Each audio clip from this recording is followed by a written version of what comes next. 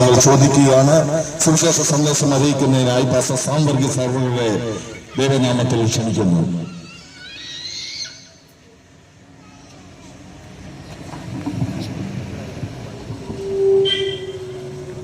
കീഴൂർ ദേശനിവാസികൾക്ക് ക്രിസ്തീയ അഭിവാദനങ്ങളെ ഞങ്ങൾ അറിയിക്കുകയാണ്. മദ്യത്തിനും മയക്കുമരുന്നിനെതിരെയുള്ള ബോധവൽക്കരണ സന്ദേശയാത്രയുടെ ഭാഗമായി നിങ്ങൾ പാർക്കുന്ന ഈ ദേശത്ത് നിങ്ങളെ അഭിസംബോധന ചെയ്ത് സംസാരിക്കുവാൻ ദൈവം നിങ്ങളുടെ ജീവിതത്തിൽ തന്ന നല്ല സമയത്ത് ഓർത്ത് പ്രാരംഭത്തിൽ തന്നെ സ്വർഗത്തിലെ ദൈവത്തിന് മുഴുമഹത്വവും മാനവും നന്ദിയും കരയറ്റുകയാണ്.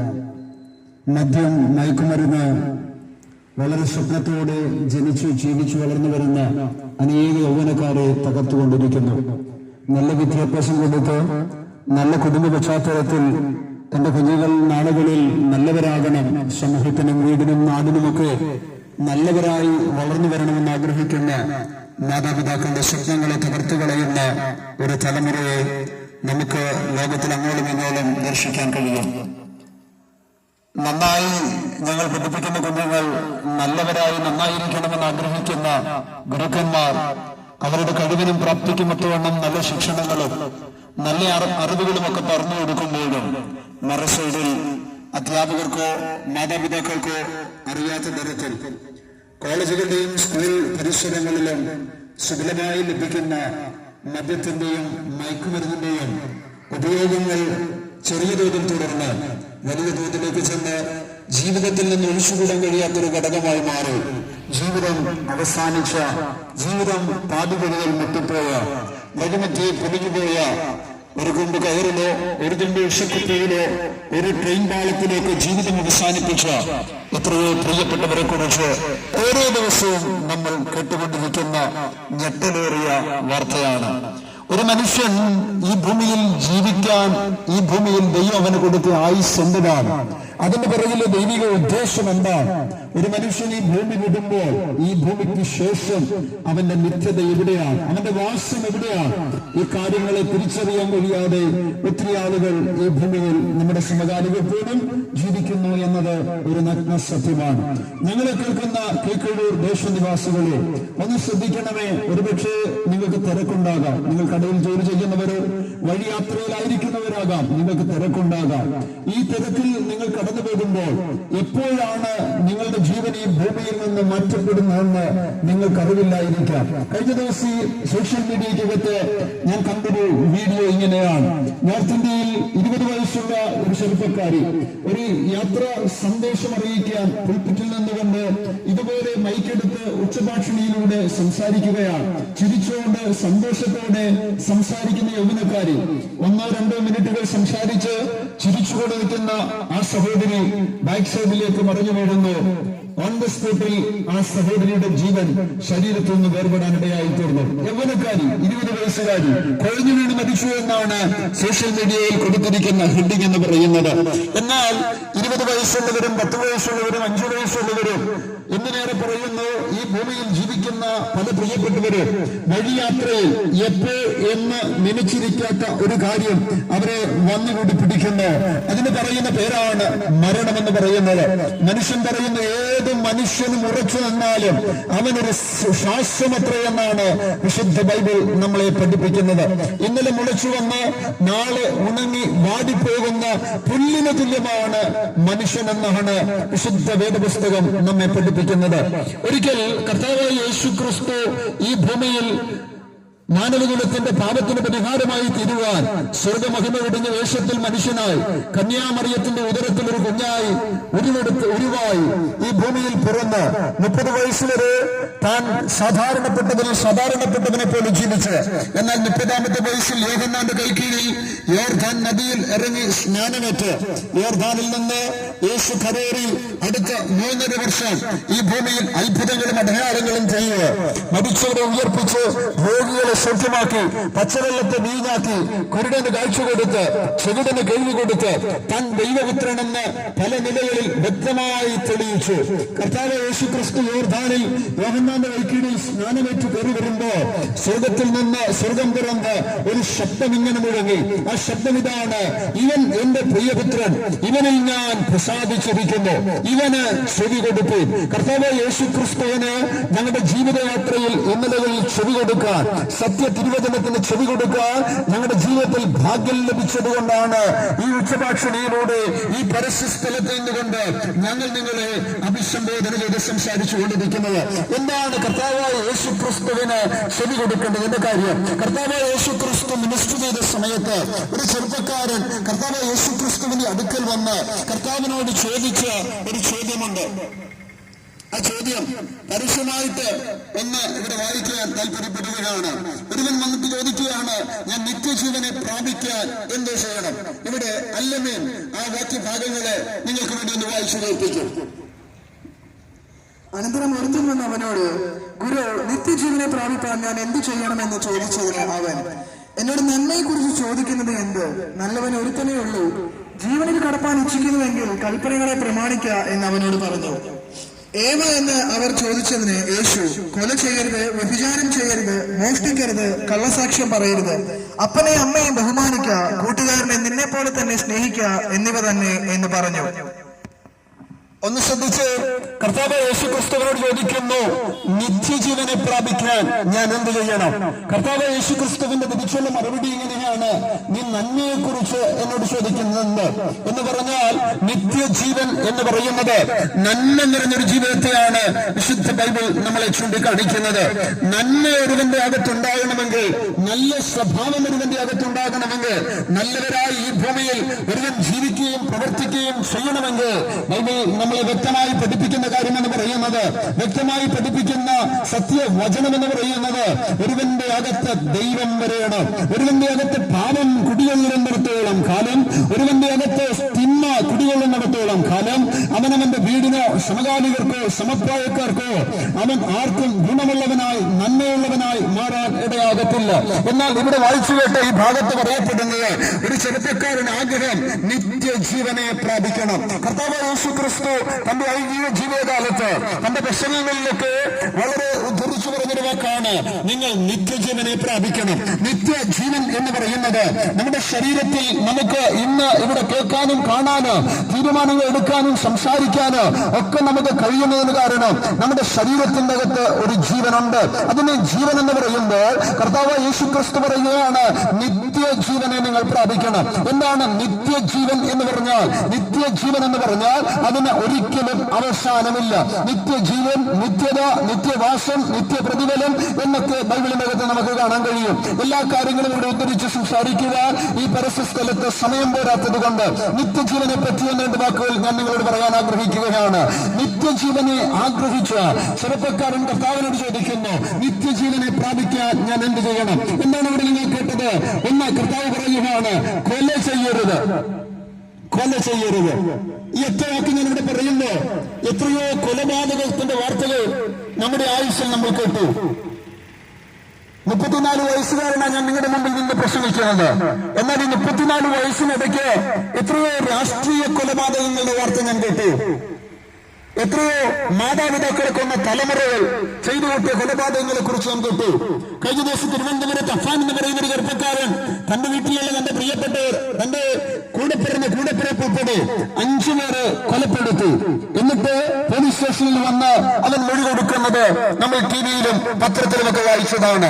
ശ്രദ്ധിക്കണമേ, കൊലപാതകം എന്ന് പറയുന്നത് ഒരു പാപമാണ്. ഞങ്ങളെ കേൾക്കുന്ന വാത്സല്യ പ്രിയപ്പെട്ടവരെ, കൊല ചെയ്യരുത് എന്നാണ് വിശുദ്ധ വേദപുസ്തകം ലോകത്തെ പഠിപ്പിക്കുന്നത്. നന്മ പ്രാപിക്കുവാൻ, നിത്യജീവനെ പ്രാപിക്കുവാൻ കർത്താവ് യേശുക്രിസ്തുവിന്റെ അടുക്കൽ വന്ന ചെറുപ്പക്കാരനോട് വളരെ വ്യക്തതയോടെ കർത്താവ് യേശുക്രിസ്തു പറയുകയാണ്, കൊല ചെയ്യരുത്. കീഴൂർ ദേശനിവാസികളെ, ഞങ്ങളെ കേൾക്കുന്ന പ്രിയപ്പെട്ടവരെ, ഒരുപക്ഷെ നിങ്ങൾ ഈ ഭൂമിയിൽ ജീവിക്കുമ്പോൾ നിങ്ങൾക്ക് ഇഷ്ടമല്ലാത്തൊരു കാര്യം നിങ്ങളുടെ സമകാലികരോ, നിങ്ങളുടെ കൂട്ടുകാരോ, നിങ്ങളുടെ കൂടെപ്പിറപ്പുകളോ, നിങ്ങളുടെ കലാലയത്തിൽ നിങ്ങളുടെ കൂടെ പഠിച്ചു വളർന്നവരോ, രാഷ്ട്രീയ പ്രവർത്തകരോ, മതനേതാക്കന്മാരോ ഒക്കെ ചെയ്യാം. പക്ഷെങ്കിൽ പെട്ടെന്നുണ്ടാകുന്ന ചില വികാരത്തെ ചോര നിലയ്ക്കുന്ന ചോരത്തിളപ്പിൽ ഏതെങ്കിലും ഒരു കടാറി എടുത്തുകൊണ്ടുപോയി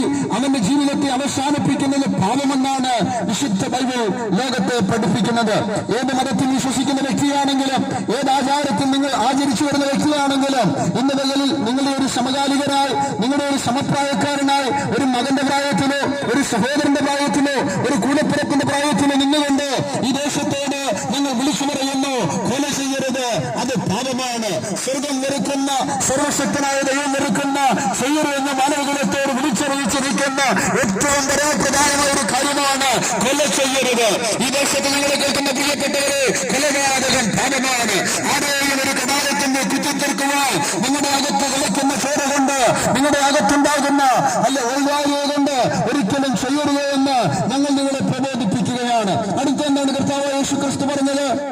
മോഷ്ടിക്കരുത്. മോഷണം പാപമാണ്.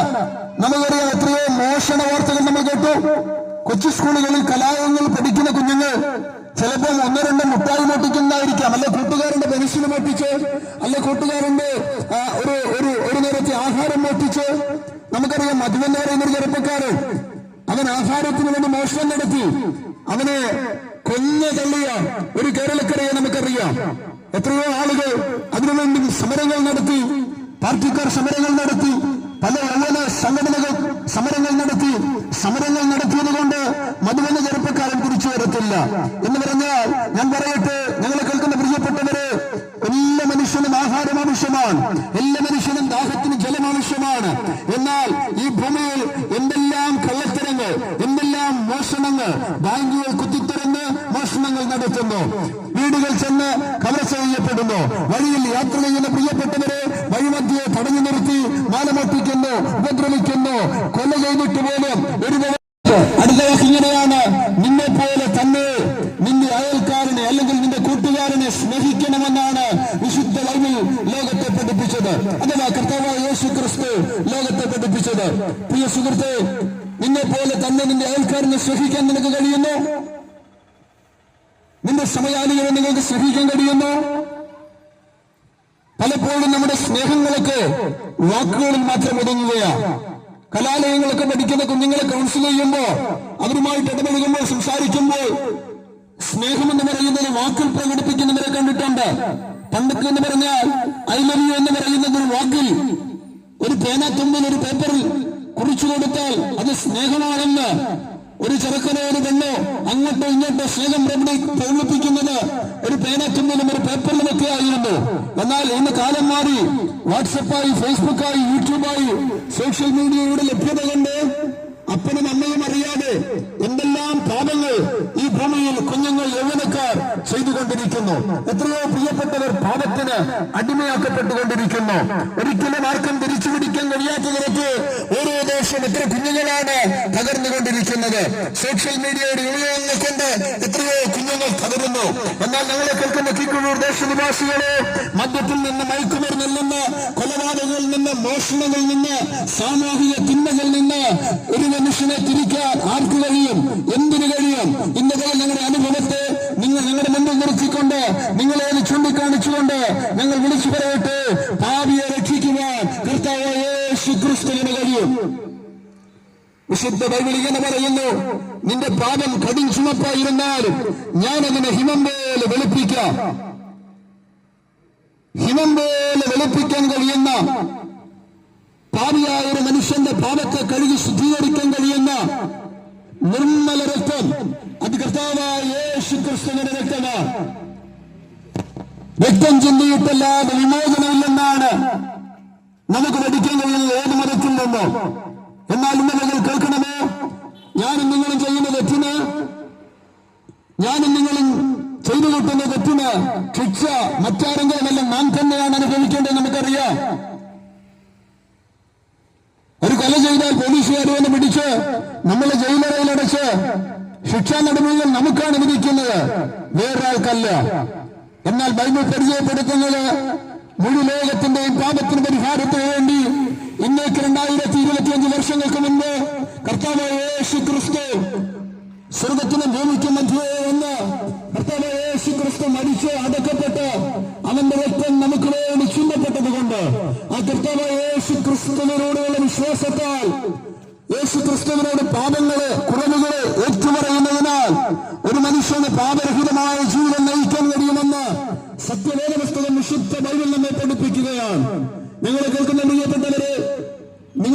ജീവിതത്തിലോ നിങ്ങളുടെ യൗവനത്തിലോ നിങ്ങളുടെ പ്രായത്തിന്റെ ഏത് സമയത്തോ നിങ്ങളുടെ ജീവിതത്തിൽ വന്ന ഏതെങ്കിലും കുറവുകളോ പാപങ്ങളോ കുറ്റങ്ങളോ അകൃത്യങ്ങളോ കൊണ്ട് ഒരു കുറ്റബോധത്തോടെ ജീവിതത്തെ മുന്നോട്ട് കൊണ്ടുപോകാതെ നിങ്ങളുടെ ജീവിതത്തിൽ വന്ന കുറ്റത്തിന്റെയോ നിങ്ങളുടെ ജീവിതത്തിൽ വന്ന പാപത്തിന്റെയോ ഭാരം കൊണ്ട് ഇനി ഞാൻ ആ തെറ്റ് ചെയ്തു, ഇനി ഞാൻ എന്തിനു ജീവിക്കണം, ഞാനങ്ങ് മരിക്കാം എന്ന് ചിന്തിക്കുന്ന ഒരു വ്യക്തിയാണോ താങ്കൾ?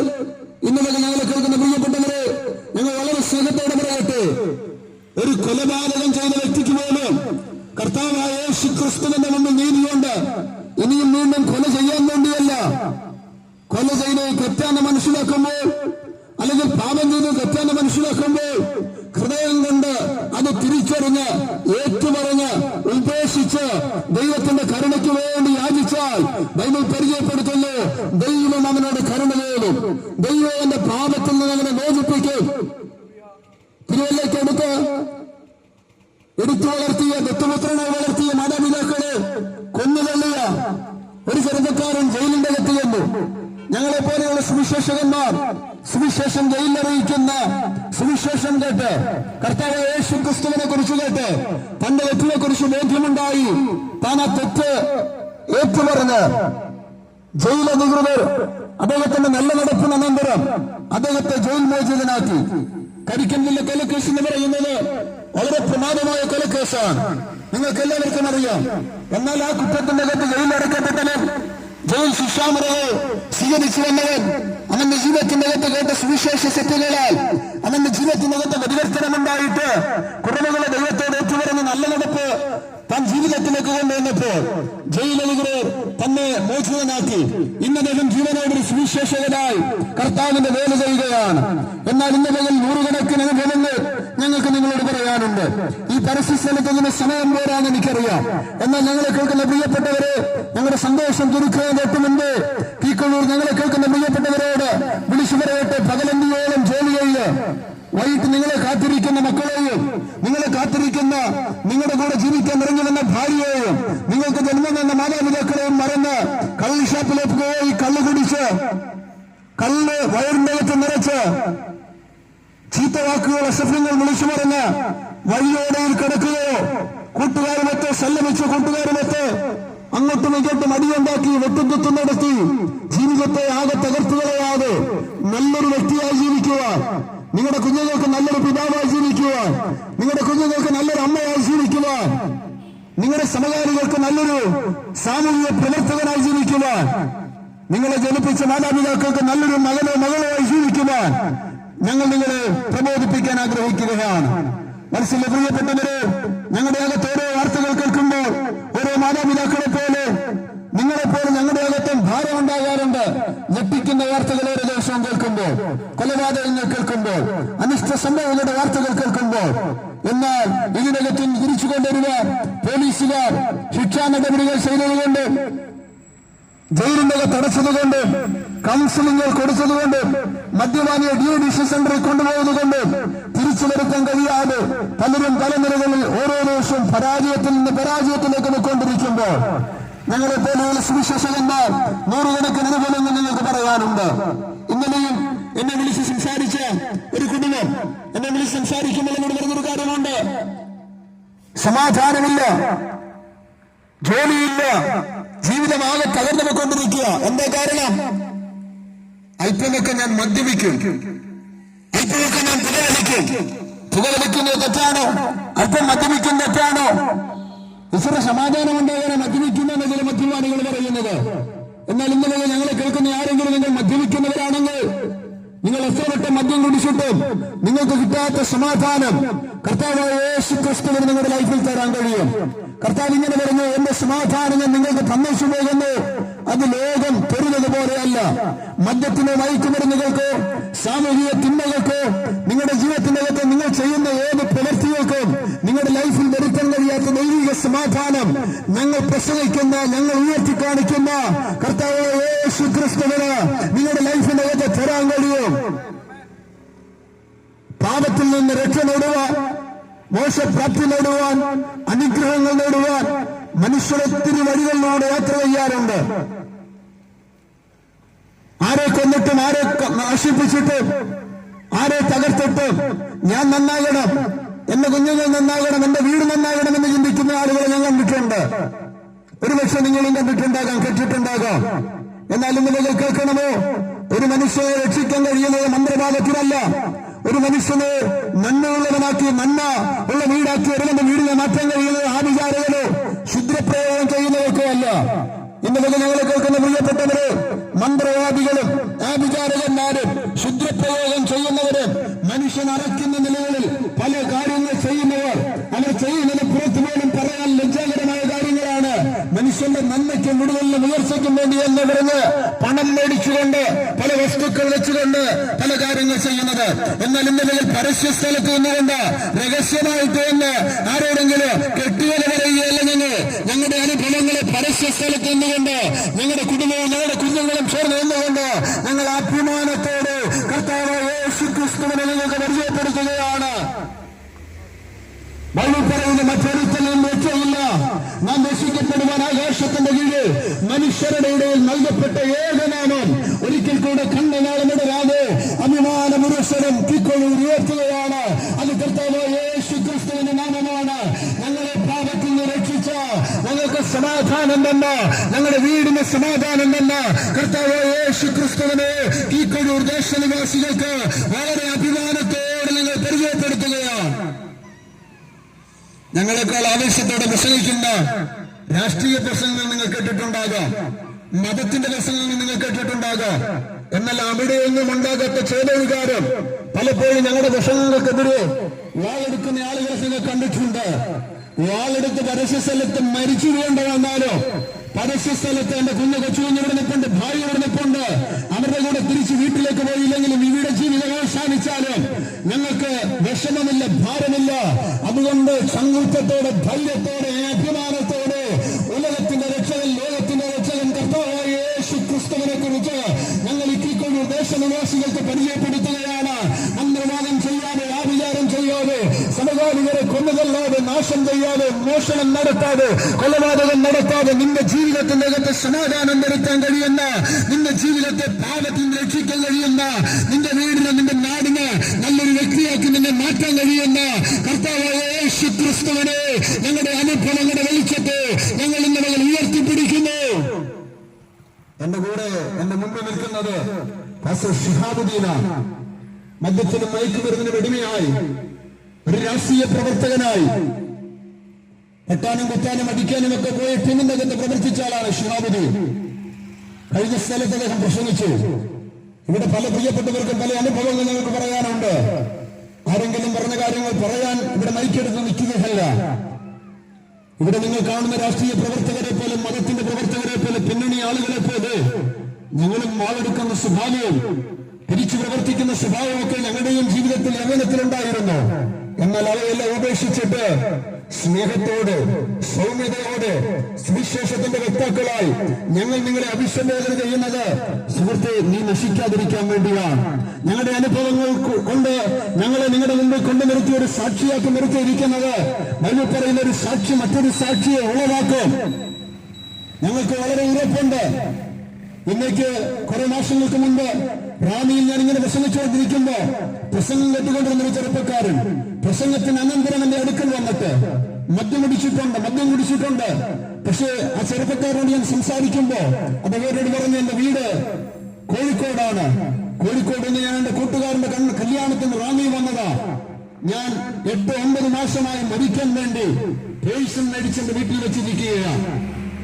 എന്റെ അമ്മയും അപ്പനും ഹൈസ്കൂൾ അധ്യാപകരാണ്. കൂട്ടുകാരന്റെ കല്യാണം കഴിഞ്ഞ് ഞാൻ നാട്ടിൽ ചെന്ന് ഞാൻ പേഴ്സ ഉപയോഗിച്ച് ഞാൻ മരിക്കും, ഞാൻ ആത്മഹത്യ ചെയ്യും, എനിക്ക് ജീവിക്കേണ്ട. നിങ്ങൾ കേൾക്കണമോ? ആ ചെറുപ്പക്കാരനെ ചേർത്ത് പിടിച്ചു. ഞങ്ങൾ അവനെ കൗൺസിൽ ചെയ്തു, ഞങ്ങൾ അവന് വേണ്ടി പ്രാർത്ഥിച്ചു. ഞങ്ങൾ അവനോട് കൗൺസിൽ ചെയ്യുമ്പോഴും സംസാരിക്കുമ്പോഴും അവൻ നല്ല മധ്യത്തിലാണ് നിൽക്കുന്നത്. എന്നാൽ ഇന്നും അവൻ മരിച്ചിട്ടില്ല. ഹൈസ്കൂൾ അധ്യാപകരായ, നല്ല വിദ്യാഭ്യാസം കൊടുത്ത് വളർത്തിയ ചെറുപ്പക്കാരൻ അവന്റെ ജീവിതത്തിന്റെ അകത്ത് എന്തോ കുറവുകൾ, പാപസ്വഭാവങ്ങൾ അവനെ ആത്മഹത്യയുടെ വക്കിൽ കൊണ്ട് നിർത്തിയെടുത്തുവെന്ന് തിരിച്ചു കൊണ്ടുവരാൻ ദൈവം ഞങ്ങൾക്ക് കൃപ തന്നു. തമിഴ്നാട്ടിൽ ഞാൻ ചെല്ലുമ്പോൾ ഒരു ചെറുപ്പക്കാരൻ, 18 വയസ്സുകാരൻ ജയിലിൽ നിന്ന് അവൻ കടലിന്റെ നാട്ടിലിറങ്ങി അവനെ ഒരാളെന്റെ മുമ്പിൽ കൊണ്ടുവന്നു. ഞാൻ അവനെ കൗൺസിൽ ചെയ്യുമ്പോ അവൻ അറിയത്തില്ല അവൻ എന്തുകൊണ്ട് തെറ്റ് ചെയ്തു, എങ്ങനെ ജയിലിൽ പോയി എന്നവൻ അറിയത്തില്ല. എന്നാൽ ആ കുഞ്ഞെ ഞാൻ കൗൺസിൽ ചെയ്യാനിടയായി തീർന്നു, സംസാരിക്കാനിടയായി തീർന്നു. നൂറുകണക്കിന് ആളുകളെ ഉപദേശിക്കുവാനും നൂറുകണക്കിന് ആളുകളുടെ നല്ല എടുപ്പ് കാണുവാനും ഞങ്ങളുടെ ജീവിതത്തിൽ ദൈവം ഭാഗ്യം തന്നിട്ടുണ്ട്. ഞങ്ങളെ കേൾക്കുന്ന വത്സല ചെറുപ്പക്കാരെ, പ്രിയപ്പെട്ടവരെ, മാതാപിതാക്കളെ, സഹോദരിമാരെ, സഹോദരന്മാരെ, ഡ്രൈവേഴ്സ്, കടകളിൽ ജോലി ചെയ്യുന്ന പ്രിയപ്പെട്ടവർ, നിങ്ങൾ എല്ലാവരോടും വളരെ സ്നേഹത്തോട് നിങ്ങളുടെ സമകാലികരായി നിന്നുകൊണ്ട് പറയട്ടെ. നിങ്ങൾ ഏത് മതത്തിൽ വിശ്വസിക്കുന്ന വ്യക്തിയാണെങ്കിലും, നിങ്ങൾ ഏത് ആചാരത്തിൽ വിശ്വസിക്കുന്ന വ്യക്തിയാണെങ്കിലും, കൊല ചെയ്യരുത്, പാപം ചെയ്യരുത്, മോഷ്ടിക്കരുത്, സമകാലികരെ ശ്രമിക്കണം. നിന്നെപ്പോലെ നിന്റെ അയൽക്കാരനെ ശ്രമിക്കണം. നിന്റെ ശത്രുവിന് വിശക്കുന്നെങ്കിൽ അവൻ ആഹാരം കൊടുക്കണം. ഇതാണ് ഞങ്ങൾക്ക് പ്രസംഗിക്കാനുള്ളത്. ഇതാണ് ഞങ്ങളെ കർത്താവായ യേശു ക്രിസ്തു വിശുദ്ധ ബൈബിൾ ഞങ്ങളെ പഠിപ്പിച്ചിരിക്കുന്നത് എന്ന് പറയുന്നത്. പ്രിയപ്പെട്ടവരെ, നല്ലവരായി നമുക്ക് ജീവിക്കാം. നമ്മുടെ മാതാപിതാക്കൾക്ക് നല്ല കുഞ്ഞുങ്ങളായി, നമ്മുടെ ഭാര്യയ്ക്ക് നല്ല ഭർത്താവായി, നമ്മുടെ മക്കൾക്ക് നല്ല അപ്പനായി, നമ്മുടെ സമൂഹത്തിൽ നല്ല സാമൂഹിക പ്രവർത്തകരായി ജീവിക്കാം, നന്മ ചെയ്യാം, നല്ലവരാകാം. മരണത്തിന് അപ്പുറത്ത് മനുഷ്യന് ഒരു നിത്യതയുണ്ട്.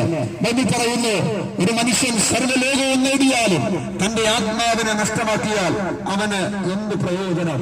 മനുഷ്യൻ വെട്ടിപ്പിടിക്കുന്നത്, മനുഷ്യൻ തിന്മ ചെയ്യുന്നതുമെല്ലാം ഈ ഭൂമിയിൽ എന്തൊക്കെയോ നേടിയെടുക്കാനാണ്. മണിമാളുകൾ പണിയുവാൻ, വലിയ സൗധങ്ങൾ കെട്ടിപ്പൊക്കുവാൻ പല കാര്യങ്ങൾ മനുഷ്യൻ ചെയ്യുകയാണ്. ബൈബിൾ പറയുന്ന, ഒരു മനുഷ്യൻ സർവ്വലോകവും നേടിയാലും, സർവ്വലോകവും ഒരു മനുഷ്യൻ ആയുസ്സിൽ നേടാൻ കഴിഞ്ഞാലും, നമുക്കറിയാം കുടിലിൽ നിന്ന് വലിയ കൊട്ടാരങ്ങൾ പണിത ആളുകൾ ഈ കാലഘട്ടത്തിലുണ്ട്. സാധാരണ പാത്രം കച്ചവടം ചെയ്യുന്ന ആളുകൾ, വലിയ വലിയ കമ്പനികളുടെ ഉടമകളായവർ നമ്മുടെ കേരളത്തിലുണ്ട്. എത്രയോ എത്രയോ ഉയരങ്ങളിൽ, പണത്തിന്റെ ഉയരങ്ങളിൽ, കുടുംബത്തിന്റെ ശ്രേഷ്ഠതകളിൽ ഉയർന്നു വന്ന എത്രയോ ആളുകൾ നമ്മുടെ സമകാലികർ തന്നെയുണ്ട്.